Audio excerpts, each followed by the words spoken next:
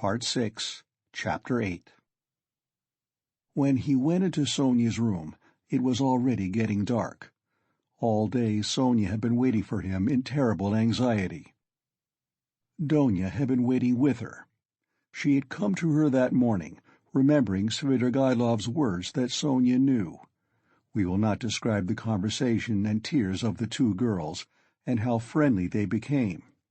Donia gained one comfort at least from that interview, that her brother would not be alone.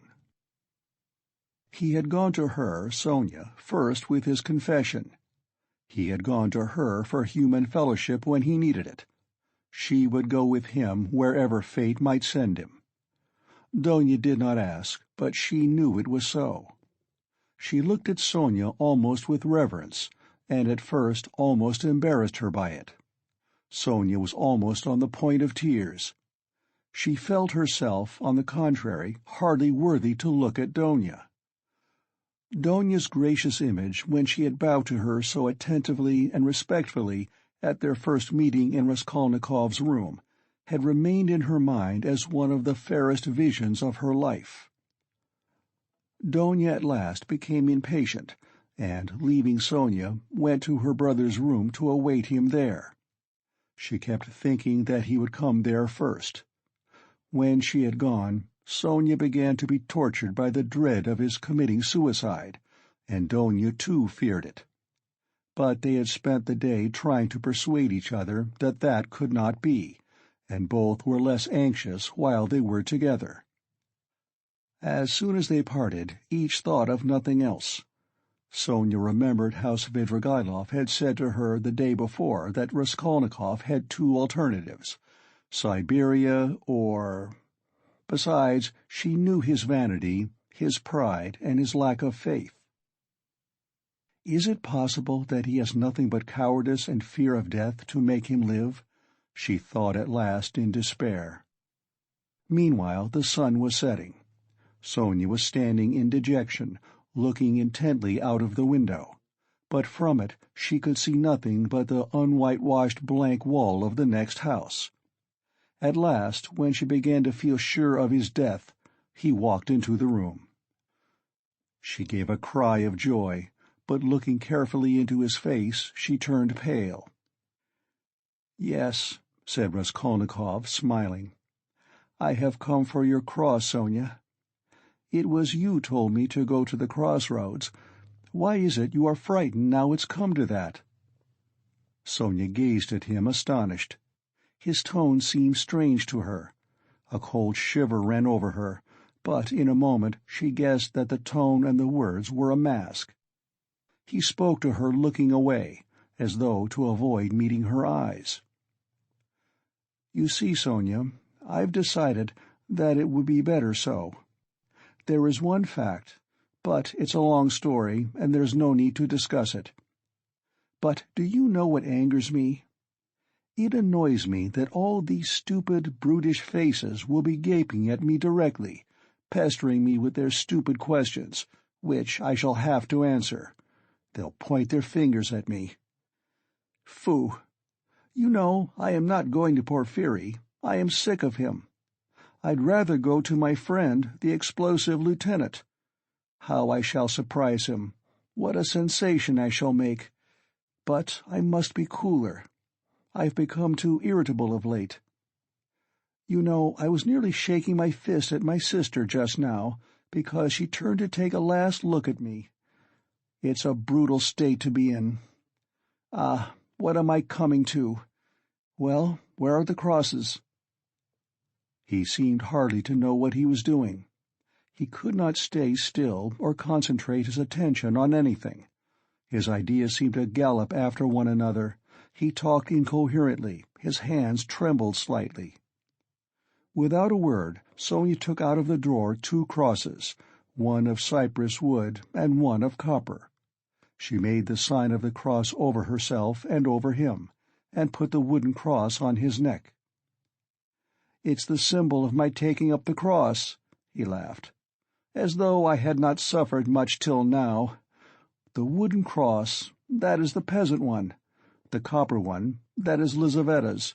You will wear yourself. Show me." So she had it on, at that moment? I remember two things like these too, a silver one and a little icon. I threw them back on the old woman's neck. Those would be appropriate now, really. Those are what I ought to put on now. But I am talking nonsense and forgetting what matters. I am somehow forgetful. You see, I have come to warn you, Sonia, so that you might know. That's all. That's all I came for. But I thought I had more to say. You wanted me to go yourself. Well, now I am going to prison, and you'll have your wish. Well, what are you crying for? You too? Don't. Leave off. Oh, how I hate it all. But his feeling was stirred. His heart ached as he looked at her. Why is she grieving too? He thought to himself. What am I to her? Why does she weep? Why is she looking after me, like my mother or Donia? She'll be my nurse. Cross yourself. Say at least one prayer, Sonia begged in a timid, broken voice. Oh, certainly, as much as you like. And sincerely, Sonia, sincerely. But he wanted to say something quite different. He crossed himself several times. Sonia took up her shawl and put it over her head. It was the green drop-de-dame shawl of which Marmeladov had spoken, the family shawl. Raskolnikov thought of that looking at it, but he did not ask. He began to feel himself that he was certainly forgetting things, and was disgustingly agitated. He was frightened at this.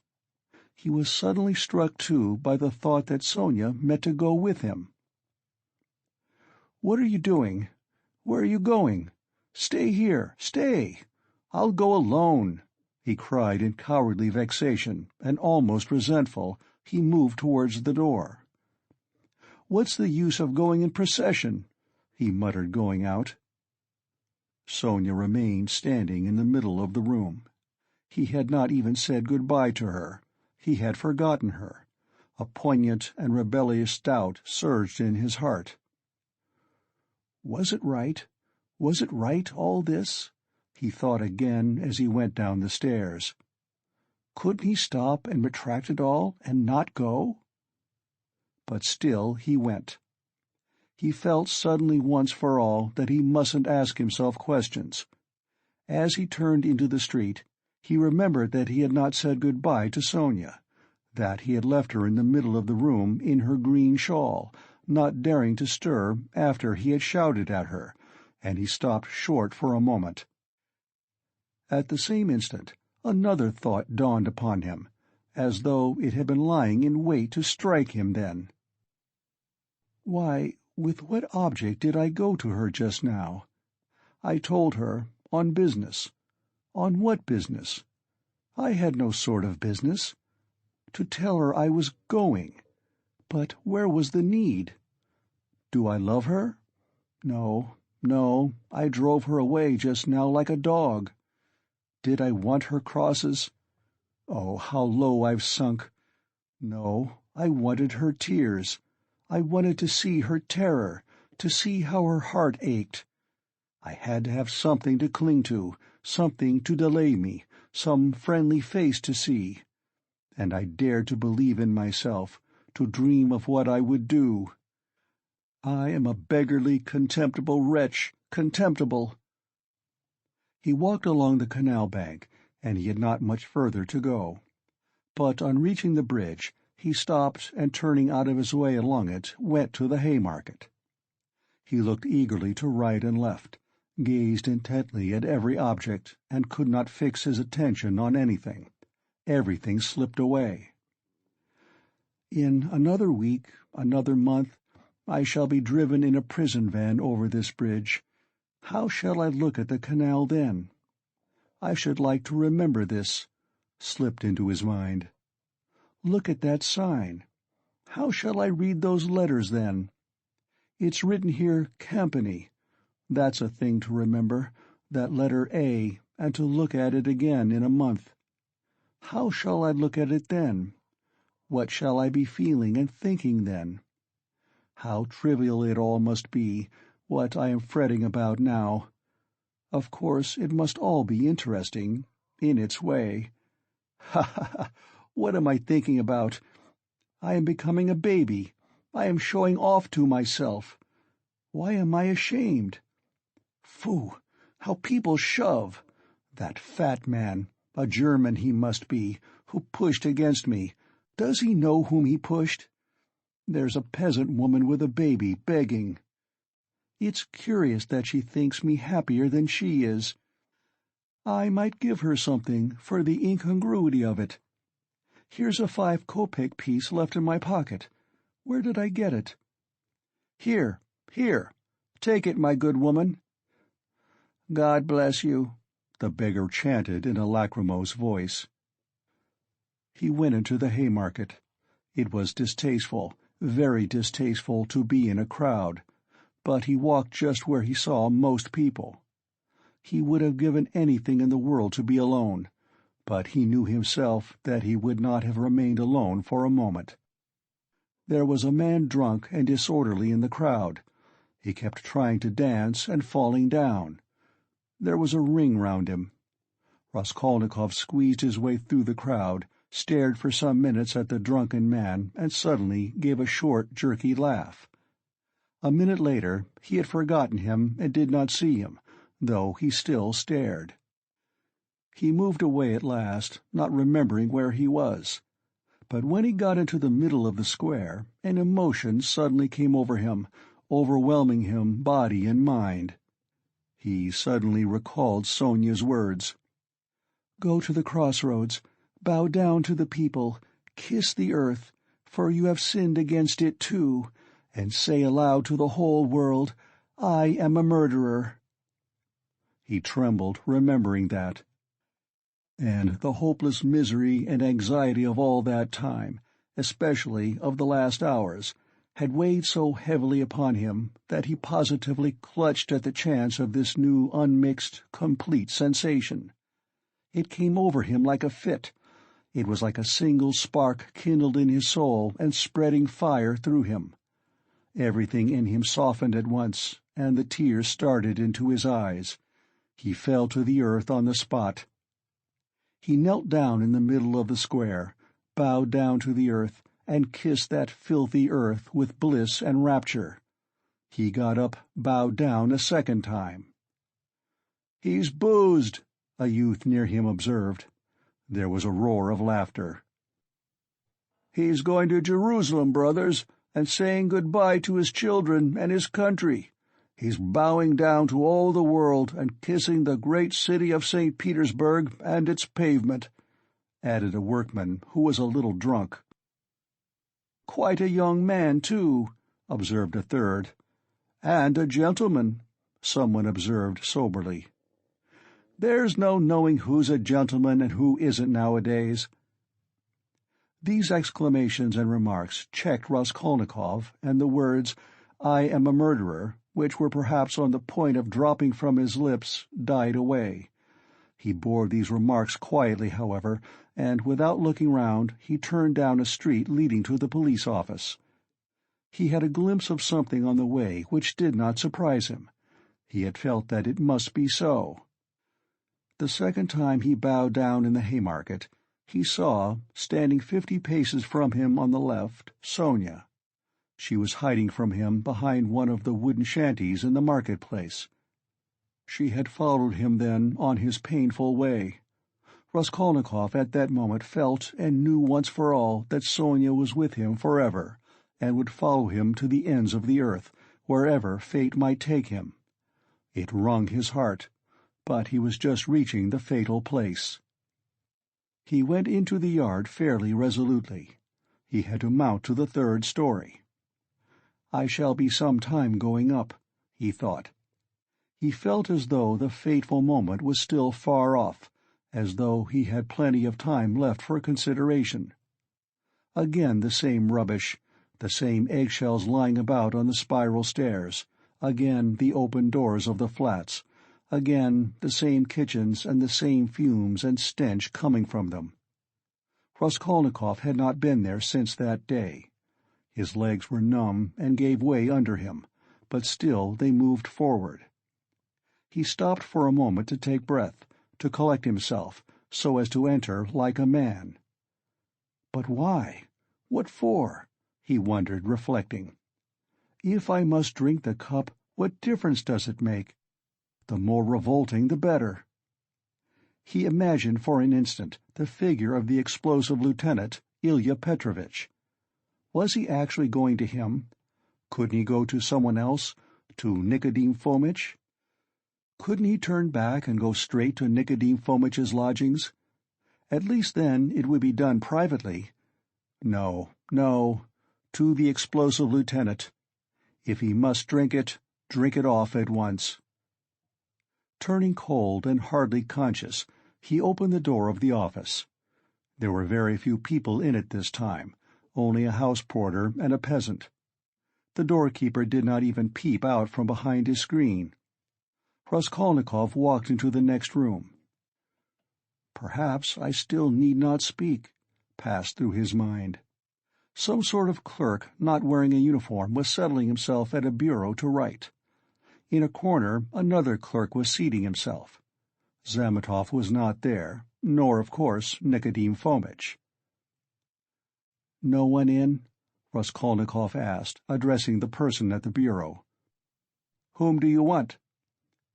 "Ah, not a sound was heard, not a sight was seen, but I sent the Russian. How does it go on in the fairy tale? I've forgotten." "At your service," a familiar voice cried suddenly. Raskolnikov shuddered. The explosive lieutenant stood before him. He had just come in from the third room. "It is the hand of fate," thought Raskolnikov. "Why is he here?" "You've come to see us? What about?" cried Ilya Petrovitch. He was obviously in an exceedingly good humor, and perhaps a trifle exhilarated. "If it's on business, you are rather early. It's only chance that I am here. However, I'll do what I can. I must admit What is it? Excuse me." "Raskolnikov." "Of course, Raskolnikov. You didn't imagine I'd forgotten. Don't think I am like that Rodionovich? That's it, isn't it?" "Rodion Romanovich."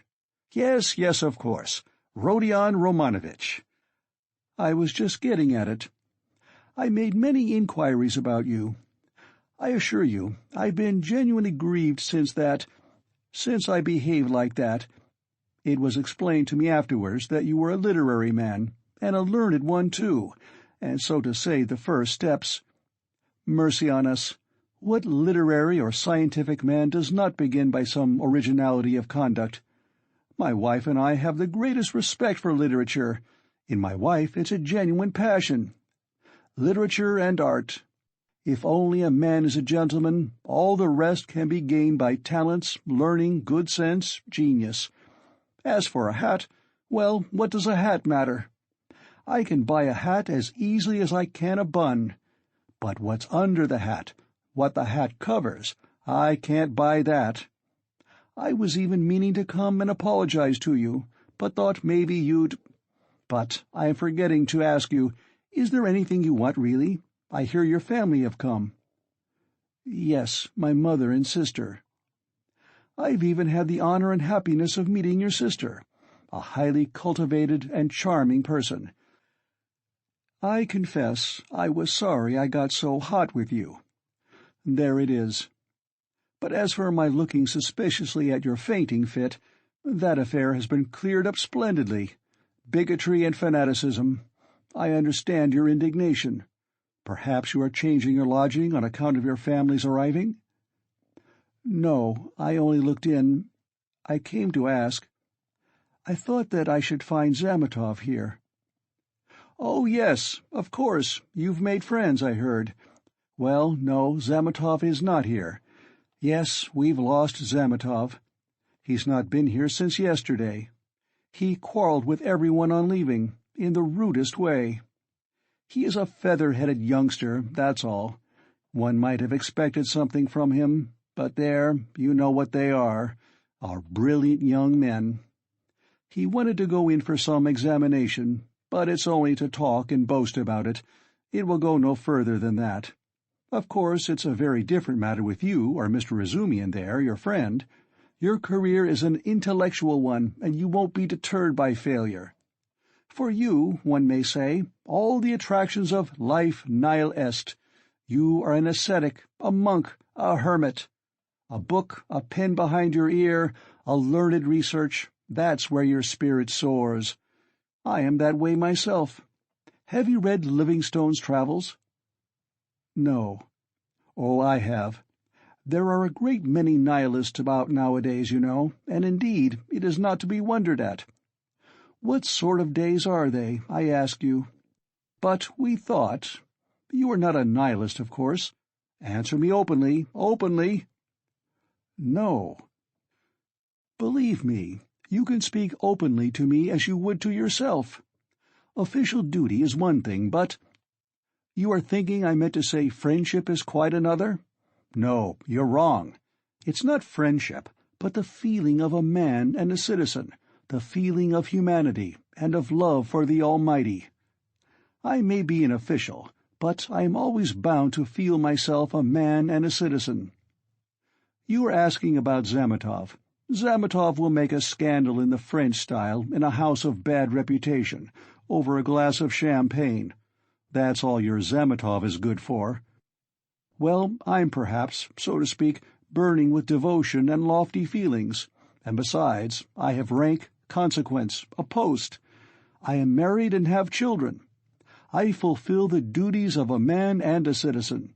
But who is he, may I ask? I appeal to you as a man ennobled by education. Then these midwives, too, have become extraordinarily numerous. Raskolnikov raised his eyebrows inquiringly. The words of Ilya Petrovitch, who had obviously been dining, were for the most part a stream of empty sounds for him, but some of them he understood. He looked at him inquiringly, not knowing how it would end. "I mean those crop-headed wenches," the talkative Ilya Petrovitch continued. "Midwives is my name for them.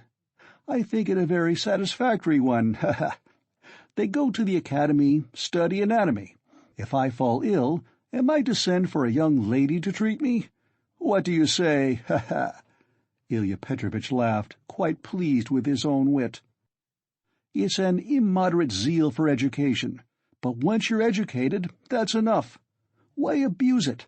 Why insult honorable people, as that scoundrel Zametov does? Why did he insult me, I ask you? Look at these suicides, too, how common they are. You can't fancy. People spend their last halfpenny and kill themselves, boys and girls and old people. Only this morning we heard about a gentleman who had just come to town. Nil Pavlich, I say, what was the name of that gentleman who shot himself?" "Svidrigailov," someone answered from the other room with a drowsy listlessness. Raskolnikov started. "Svidrigailov? Svidrigailov has shot himself?" he cried. "What, do you know Svidrigailov?" "Yes, I knew him. He hadn't been here long." "Yes, that's so. He had lost his wife, was a man of reckless habits, and all of a sudden shot himself, and in such a shocking way. He left in his notebook a few words, that he dies in full possession of his faculties, and that no one is to blame for his death. He had money, they say. How did you come to know him?" "I was acquainted. My sister was governess in his family." "Bah, bah, bah. Then no doubt you can tell us something about him. You had no suspicion?" "I saw him yesterday. He was drinking wine. I knew nothing." Raskolnikov felt as though something had fallen on him and was stifling him. "You've turned pale again. It's so stuffy here." "Yes, I must go," muttered Raskolnikov. "Excuse my troubling you." "Oh, not at all, as often as you like. It's a pleasure to see you, and I am glad to say so." Ilya Petrovitch held out his hand. "I only wanted— I came to see Zametov. I understand, and it's a pleasure to see you." "I am very glad. Goodbye." Raskolnikov smiled. He went out. He reeled. He was overtaken with giddiness and did not know what he was doing. He began going down the stairs, supporting himself with his right hand against the wall. He fancied that a porter pushed past him on his way upstairs to the police office, that a dog in the lower story kept up a shrill barking, and that a woman flung a rolling-pin at it and shouted. He went down and out into the yard. There, not far from the entrance, stood Sonia, pale and horror-stricken. She looked wildly at him. He stood still before her. There was a look of poignant agony, of despair in her face. She clasped her hands. His lips worked in an ugly, meaningless smile. He stood still a minute, grinned, and went back to the police office. Ilya Petrovitch had sat down and was rummaging among some papers. Before him stood the same peasant who had pushed by on the stairs. "Hullo, back again. Have you left something behind? What's the matter?" Raskolnikov, with white lips and staring eyes, came slowly nearer. He walked right to the table, leaned his hand on it, tried to say something, but could not. Only incoherent sounds were audible. "You are feeling ill. A chair. Here, sit down. Some water." Raskolnikov dropped onto a chair, but he kept his eyes fixed on the face of Ilya Petrovitch, which expressed unpleasant surprise. Both looked at one another for a minute and waited. Water was brought. "It was I," began Raskolnikov. "Drink some water." Raskolnikov refused the water with his hand, and softly and brokenly but distinctly said, "It was I killed the old pawnbroker woman and her sister Lizaveta with an axe and robbed them." Ilya Petrovitch opened his mouth.